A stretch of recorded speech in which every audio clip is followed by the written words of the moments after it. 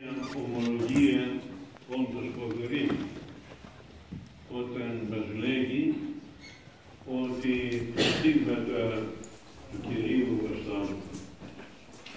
Και κάπου λέει ότι τα υστερήματα των θλίψεων βαστάνε. Όσο δηλαδή δεν υπέφερε ο Κύριος, γιατί δεν μάλισε 3 φορές, δεν ελιθοβολήθη 3 φορές, δεν κινδύνευσε από τους ελέγχους, δεν είχε κινδύνους από ληστάς κατά τη διάρκεια των μοδικριών του, ούτε κινδύνους από θηρία και πολλά άλλα. Ποιος από εμάς τώρα, πρώτος εγώ βέβαια, και να προτολμώ και δεν μπορώ να το σκεφτώ και πολύ περισσότερο να σκεφτώ ότι υποφέρω κατά κάποιον τρόπο σαν αυτά να είναι υστερήματα των θλίψεων του Κυρίου, ότι δεν υπέφερε ο Κύριος, τι υποφέρω εγώ, ας πούμε, κατά κάποιον τρόπο.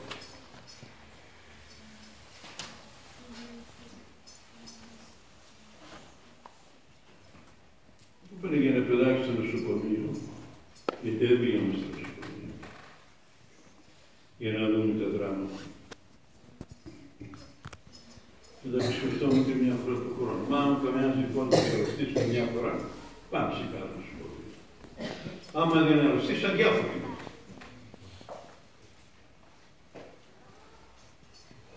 Και ο Νικτάριος ήταν το 5χρονο στο αγοράκι, ένα μήνα στον Πέλο εκεί και βασανιζόταν. Και εγώ δεν αξιώθηκα. Και δεν ξέρω πώς από εσάς πήγε το δράμα αυτό το παιδί που μέσα σε 11 μέρες έκανε 5 εγχειρήσεις στο κεφάλι. Σκεφτείτε το δράμα αυτό των γονέων. Έχουμε κανένα 2 ψηφούλες εδώ που έχουν κάνει ισχυρές ακτινοβολίες με όγκους στο κεφάλι. Τάκτε εσείς όλοι εδώ, τέτοιο πράγμα. Γεννήσατε παιδί ανάπηρο. Είστε μια γυναίκα από τη Θεσσαλονίκη, κατεπηγόντως στο πέδος, γιατί η Θεσσαλονίκη γέννησε και το μετακόμισαν εδώ. Είχε ένα φοβερό όμως στη σπονδυλική στήλη και είχε παράδειγμα. Το είχαν διαπιστώσει και μέσα στην κοιλιά της Μέτρας. Κοιλιά μέσα. Έκτρωση είπαν οι γιατροί, όχι, θα λιγονείς. Θα το κρατήσουμε και θα παλέψουμε. Όπως το κράτησε και ο Παναγιώτης με τη Δήμητρα. Και παλεύουν. Και είναι ήρωες της πίστεως και της ομολογίας της Χριστών. Διότι δήλωσαν και έδωσαν παρησία μες στο νοσοκομείο ότι πιστεύουν Χριστόν και τούτον εσταυρωμένο. Και όταν στην τελευταία εγχείρηση ήρθε ένας ιερεύς που λείψανε των Αγίων Αναρκήρων, είπανε το παιδί να εγχειριστεί, αλλά θα έχει δίπλα στο κεφάλι του τα Αγία Λείψανα. Ο αρχιουργός δέχτηκε. Ο νοσοκόμος του στρέψε το νοσοκόμο, το αναισθησιολόγο. Εγώ δεν κάνω αναισθησία, λέει, με τόσα μικρόβια δίπλα του. Μικρόβια είναι. Τα Αγία Λείψανα και μικρόβια γι' αυτό. Φωνάζω λοιπόν τον αρχιχειρούργο εκεί και του λέει, για καλημέρα. Αυτά θα μπουν δίπλα εκεί. Και εσύ θα κάνεις τη δουλειά σου και εμείς θα κάνουμε τη δουλειά μας και αυτά θα κάνουν τη δουλειά του. Και εξαιτίας αυτού το πλέον και άλλοι ασθενείς.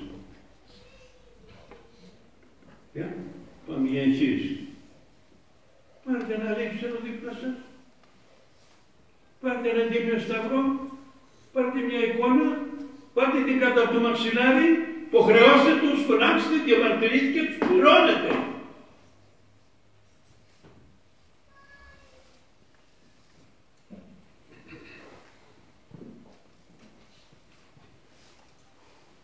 Πηγαίνουμε λοιπόν και στο νοσοκομείο.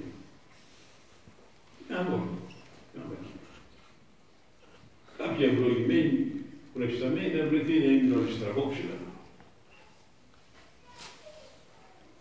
Να μας βοηθήσει, να μας πει πάνω σε εκείνον τον άνθρωπο που δεν έχει ούτε κεφάλι δύναμη. Και αυτή η κυρία που ήταν από τη Θεσσαλονίκη, κοιμόταν στα παιδάκια, έξω. Δεν είχε σπίτι εδώ. Και βρέθηκε μια από εσάς που πήγε να επισκεφτεί τα ασθενέ του παιδί, τον Εκτάρι, και έμαθα τα καθένας. Και να άνοιξε η ευλογημένη την πήρε σπίτι τους. Χρειάζονται πολλά. Και λίγα και κερδίζουμε τον παράδεισο. Είμαστε αδιάφοροι. Γι' αυτό κρεμίζονται σπίτια. Γι' αυτό πολλαπλασιάζονται διασύγεια.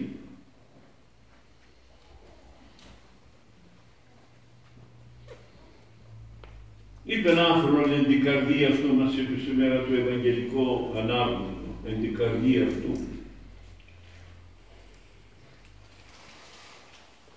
Τα αγαθά μου, τα γεννήματά μου, πολεμού μου. Τα εργαλεία μου, οι αποθήκες μου,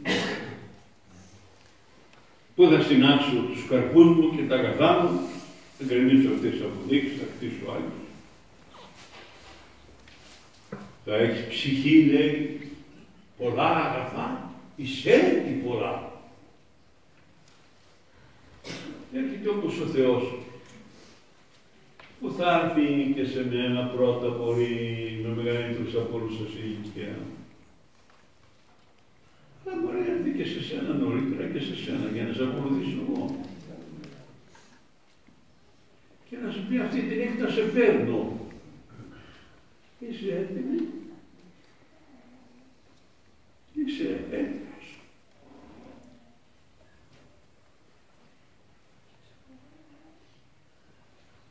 Τον Ιβώνα σου βλέπω σωτήρι μου και κοσμημένον και έντιμα μου και έχοντας έκτον αυτό. Δεν έχω έντιμα. Δεν έχω έντιμα για να μπω στον Ιφώνα του Κυρίου. Λαμπρινό μου τη στολή. Βλέπετε ποιος λαμπρεί τη στολή. Ο Θεός λαμπρεί. Ο Θεός πλένει. Ο Θεός καθαρίζει. Ο Θεός θεραπεύει. Ο Θεός ενορθώνει. Ο Θεός μεταμορφώνει. Ο Θεός αναγεννά. Ο Θεός. Όλα ο Κύριος θα κάνει. Εδώ. Μας σηκώνει, μας αγκαλιάζει. Μας καταφυλά. Μας σώζει. Αλλά ποια είναι η δική μας αγωγή όμως. Λοιπόν, μη θησαυρίζετε, θησαυρών επί της γης, και μη πλουτών, λέει, σε αυτόν. Σε αυτόν. Μη πλουτίζεις για τον εαυτόν σου. Μη θεοποιείς τον εαυτόν σου. Μη χαϊδεύεις το εγώ σου. Μην αναπαύεις τη φιλαυτία σου.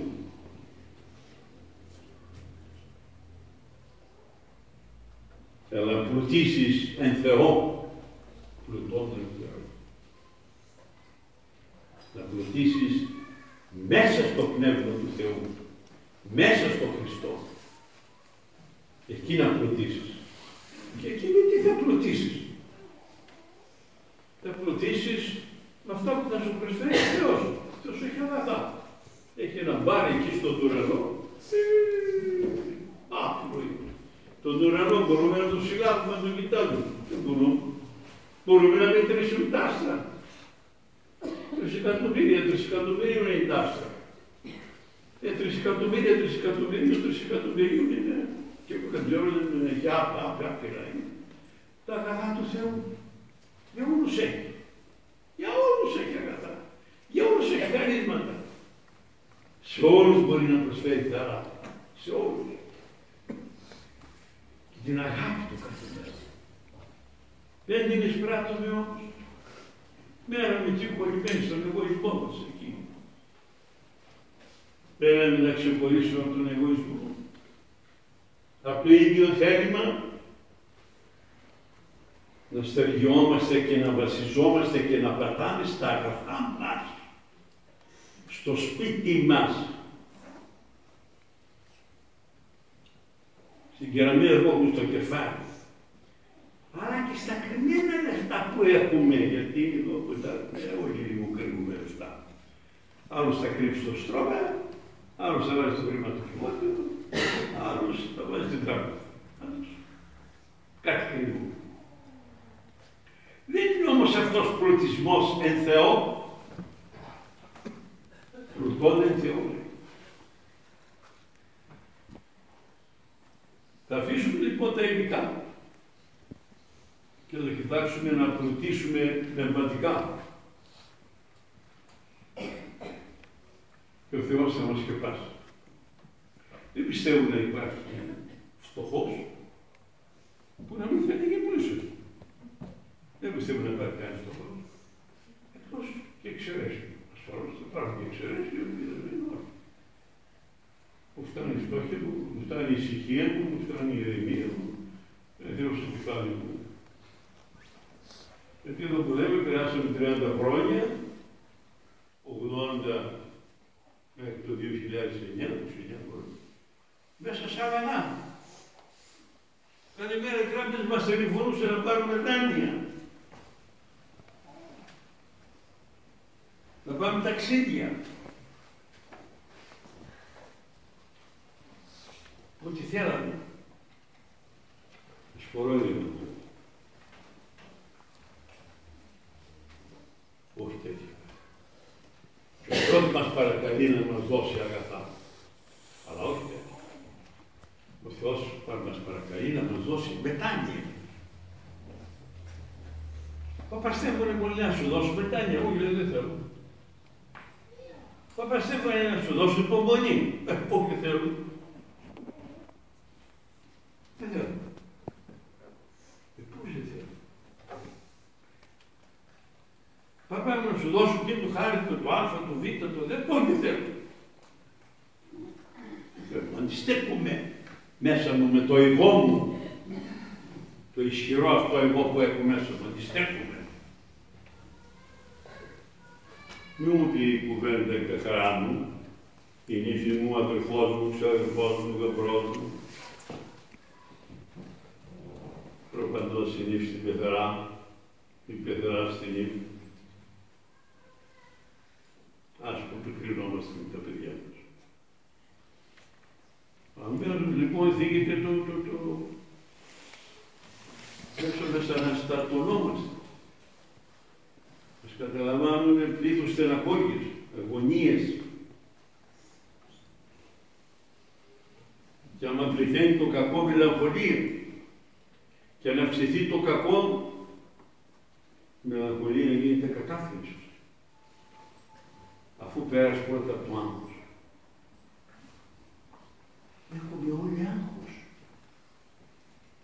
Και το άγχος δεν είναι καλός σύμβουλος. Διάβασα μια μελέτη τώρα τελευταία. Κάτι διαβάζω με μελέτες. Και λέει, τι λένε οι μελέτες. Το άγχος τρέφει τα καρκινικά κύτταρα στον οργανισμό. Το πολύ άγχος. Γεννά καρκίνο το πολύ άγχος. Και αν τυχόν έχεις μια προδιάθεση, μια κληρονομικότητα του καρκίνου, το πολλαπλασιάζει. Το άγχος. Που δεν το θέλει ο Θεός. Και που είναι η αμαρτία του άγχος.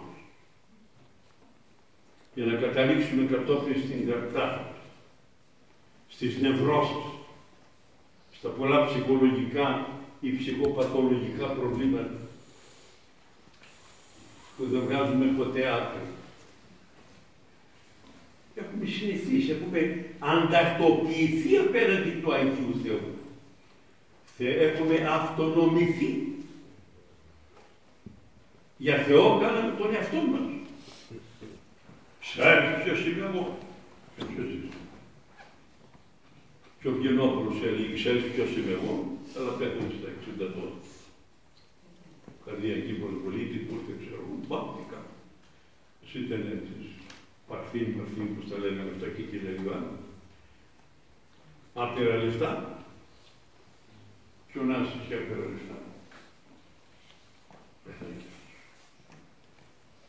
Α, η τι μας ασθένει έστε.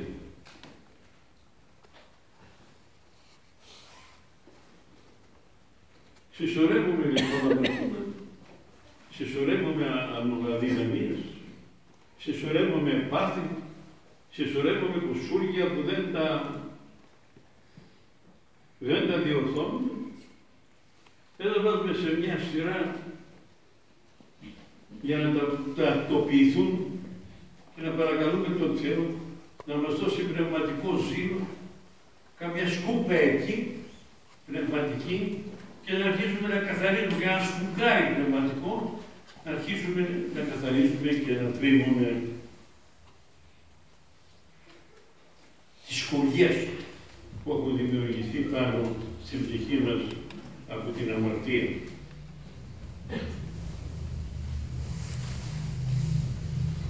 Και τα σφουγγάρια αυτά δεν είναι και αυτά τα σφουγγάρια που πλένετε στα πιάτα, που πλένετε τα πιάτα. Όχι όλες οι νοικοκυρές που είναι γεμάτους σαπουνάδες και είναι μαλακά και ωραία. Ξέρετε το σφουγγάρι του Θεού τι είναι. Το σφουγγάρι του Θεού είναι ασάνιμο και αντί για τριχούλες έχει καρφίτσες. Και όταν πάμε να σφουγγαριστούμε με το σφουγγάρι του Θεού και το κάνουμε μια φορά έτσι, θα βεδαρθούμε, θα τρέξει αίμα, θα πονέσουμε, γιατί το εγώ είναι ριζωμένο βαθιά και δεν βγαίνει εύκολα. Το τρίβεις και το τρίβεις και το ξανατρίβεις. Λοιπόν, πρέπει να πονέσεις, πολύ να πονέσεις τη ζωή, για να μπορέσεις να βγάλεις ένα πάθος και μια δυναμία. Τον Θεό δεν μπορούμε να τον γνωρίσουμε εκτός του πόνου, εκτός της θλίψεως, εκτός των βασάνων, εκτός των ταλαιπωριών. Με την καλοπέραση δεν γνωρίζεται ο Θεός. Πρέπει να σοβριστούμε για να γνωρίσουμε τον Θεό. Και μέσα από τον πόνο και από τη θλίψη, και από τη στεναχώρια, και από την πίεση, και από το βάρος, και από τον κατατριγμό, και από τον διωγμό, και από την αδικία. Εκεί γνωρίζει το Θεό. Γιατί και έρχεται και σε βοηθάει. Είδατε τι είπαμε για κάποιο σέρβο κάποτε. Τι έλεγε λοιπόν μέρα νύχτα, δώσ' μου κι άλλον πόνο. Και να ρωτήσετε λοιπόν, αυτό τον Άγιο Σέρβο ασκητή εκεί στη Χιλανδαρία, το ρωτήσαμε λοιπόν, γιατί παππού. Γιατί αν δεν έρθει ο πόνος, δεν μπορώ να κάνω παροντίδι, το ρωσικό του βίωμα, δεν έρθει ο πόνος, δεν έρχεται ο Θεός. Ο Θεός δεν έρχεται την πάνω και χορό. Δεν έρχεται όταν χορεύουμε και τραγουδάμε. Έρχεται όταν αρρωστήσουμε, όταν χτυπήσουμε, όταν πάμε και κάνουμε αιμοκαθάρσεις, όταν κάνουμε εγχείρηση στο στομάχι και στα σπλάχνα για να βγουν οι όγκοι, όταν σου βγάζουν το κάφκαλο εδώ, όλο το βγάζουν το αφαιρούν, το γυρίζουν από πάνω για να καυτεριάσουν τον νόμο. Ή σου κάνουν μια τρύπα εδώ για να το πάρουν. Ή σου καίνε εδώ πέρα πίσω με ισχυρές ακτινοβολίες. Αυτός είναι ο Θεός. Της αγάπης. Σε αγαπάει, δεν με αγαπά Κύριος παιδεύει. Δεν είναι δρόμος στρωμένος με χαλιά και λουλούδια. Πάμε σε ένα, δεν πατάμε σε ένα υπέροχο κολυμβάδι. Αστραπό. Και τεθλιμμένη οδός, η απάκουσα στην ζωή, λέει. Και κάτι που είναι πολύ θέλει πολύ προσοχή όταν διαβάζετε αυτό το κομμάτι, όταν θα πέσει το μάτι σας. να καθίσετε να το σκεφτείτε εκεί, γιατί λέει και όλοι οι λίγοι ευρίσκονται σε αυτήν. Λίγοι βρίσκουν αυτή την πόρτα του παραδείσου. Θα με βοηθήσει μεταξύ αυτών των λίγων, θα είναι εγώ. Το προσπαθώ, αλλά δεν ξέρω. Εσείς θα είστε, εσείς θα είστε. Μπροστά σε αυτή την τεθλιμμένη οδό είστε. Σέρνετε το σταυρό σας. Εύκολος είναι ο σταυρός. Ο χαρισμός του Χριστός και το φορτίο μου ελαφρύ, λέει ο Κύριος. Και λέει ο Απόστολος της αγάπης, ο Ιωάννης, εν το λέει μου βαρύ εγώ και εσύ. Κάνεις το σταυρό και βαδίζεις το δρόμο της ομολογίας και του μαρτυρίου χαίροντες, όπως έλεγε για τους μάρτυρες, με τα χαρά που έγιναν στο μαρτύριο. Οπότε ήταν σόφρονες, όχι άφρονες, σαν τον άφρονα πλουσίου της σημερινής παραβολής. Ήσαν σόφρονες, ήσαν σοφοί, ήξεραν να αγαπούν τον Χριστόν και τούτον εσταυρωμένον και να δίδονται ολόκληροι σε Αυτόν, με όποιο κόστος. Αγάπη τον Θεό σου, Κύριε, λέει και το εξώδη ψυχής καρδίας και αδιανίως. Όχι, εγώ λέω όχι αυτό. Αγάπη τον Θεό με όποιο κόστος. Έχω το παιδί μου άρρωστο στο νοσοκομείο. Κάποιος είχε. Του είπα κάνει προσευχή και πες στο Θεό με όποιο κόστος. Δεν μπορώ, λέει. Γιατί αν ο Θεός λέει μου τυφλός το παιδί, πώς θα το σηκώσω εγώ. Εγώ το παιδί θέλω να γίνει καλά. Να έρθει στο σπίτι να περπατήσει, να παίξει, να γελάσει. Δεν είναι έτσι. Είναι γεννηθεί το θέλημά σου. Το παιδί αυτό είναι δικό σου, δεν είναι δικό μου. Γιατί μόλις γεννάμε τα παιδιά μας, γινόμαστε κτήτορες των παιδιών. Αποκτούμε δικαιοδοσία, κτητική δικαιοδοσία πάνω στα παιδιά. Και τα πνίγουμε τις περισσότερες φορές με τη συμπεριφορά μας και με την καταπίεση που κάνουμε. Στα εγγόνια μας, στα δυσέγγονά μας, στις ανιψές μας, στα ανήψια μας και δεν ξέρω σε ποιους άλλους. Καταπιέζω, τους καταπιέζω.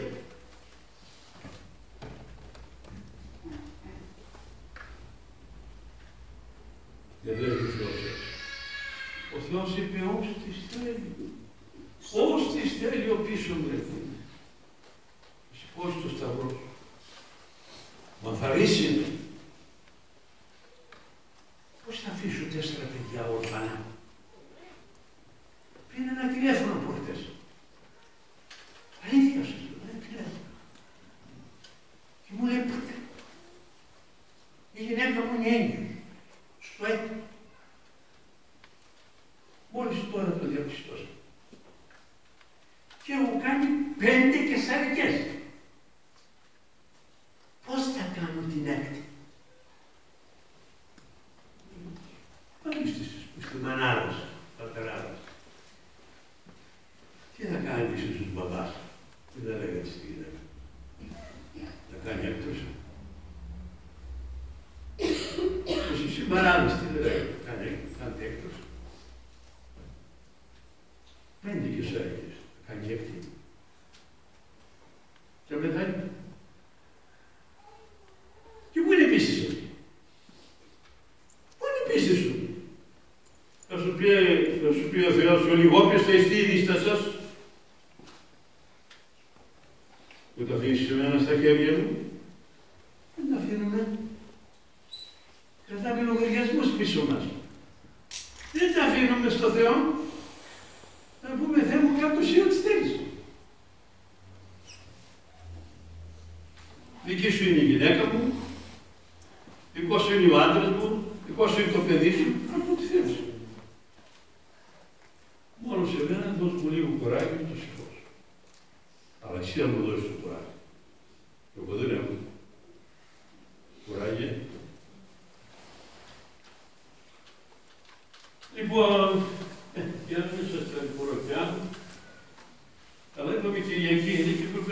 ένα μικρό κηρύγματάκι. Λοιπόν, αν θέλουμε να γίνουμε πλούσιοι, και κανένας δεν λέει να μην γίνουμε πλούσιοι, και μάλιστα ένας πατέρας της Εκκλησίας μας λέει να γίνετε κυνηγοί θησαυρών. Να τρέχετε, να ψάξετε θησαυρούς.